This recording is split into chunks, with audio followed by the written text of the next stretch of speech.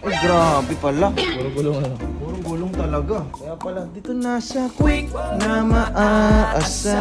Ay, showy, pero wala namang nakalagay na ano. Stock ano. Dapat hindi showy, tatap. Dapat shy type kasi hindi siya showy, eh. Ang ganda ng ladyboy niya yun.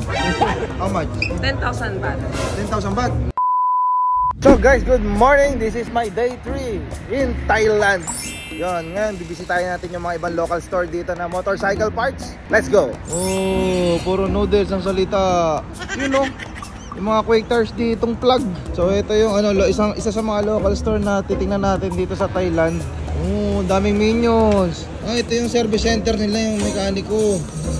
Ano, papagawa ka ba? Ito. Oh. Ang grabe, ano ba yung tsura ng motor na rin? Guys, tingnan yung motor sa Thailand. Sir, malapit na matapos, sir? Malapit na matapos? May lumang yan. Ah, okay. So yun guys, mga 3 minutes pala daw bago matapos. Let's go. Tingnan natin yung mga tinda sa loob. So yung mga helmet din sila, tugs, pakita mo. Ito yung mga gulong sa Thailand. Makikita mo ang daming Quakers dito sa Thailand. Oh. Iba yung balot niya pag dito sa Thailand. Iba yung balot sa Pilipinas. Ito pa yung ibang Quakers natin sa Thailand. So diyan mo makikita talaga na pang-international ang Thailand. Talagang Thailand siya galing, hindi China. Napagkakamalang kasi China kasi nga napakababa ng presyo eh. Ay, grabe pala. Puro gulong ano. Puro gulong talaga. At puro Quakers oh. Talagang sa Thailand pala, Quakers ang number 1, hindi lang sa Pilipinas. Nakalis puro Quakers yung hindi dito. Tsaka may mga gold pa silang balot. Oo, iba yung balot nila dito sa Thailand. Siguro parang di malito, ano? Kahit saan ako tumingin, puro Quakers eh. Kaya pala, dito na sa quick na maaasa. Quaktars. Sorry ka. Sorry ka. Sorry ah.